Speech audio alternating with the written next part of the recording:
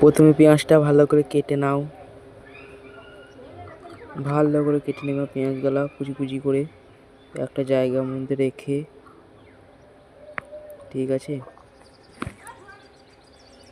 তারপর কি করতে হবে, পেঁয়াজটাকে দেখে নিতে হবে বড় বড় আছে নাকি। তারপর দুটো ডিম দিতে হবে। তারপর চামচ গ্লাস নিয়ে ডিমটা ভালো করে ভেঙে নেবে, নাহলে কিছু লেগে থাকবে। তারপরে ডিমটাকে গ্লাসের মধ্যে ভেঙে দেবে, ভালো করে ভেঙে নেবে দুটো কি যেন খোসা না পড়ে এক ফোঁটাও।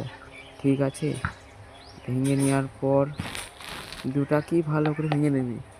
ঠিক আছে, খোসা না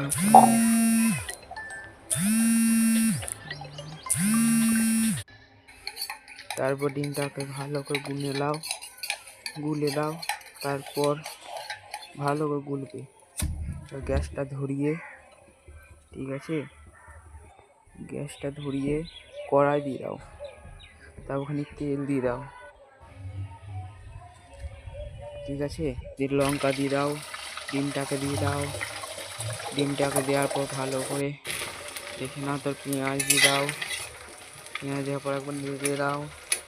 নেড়ে নেওয়ার পর ভালো করে নেড়ে দাও।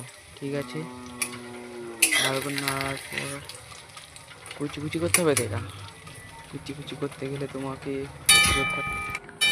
তারপর এটা ভালো করে কুচি কুচি করে দাও, নেড়ে দাও। ঠিক আছে, হাতায় করে কুচি কুচি করা হবে। তাহলে হলুদ দাও। ঠিক আছে, তারপর আরেকবার নেড়ে দাও।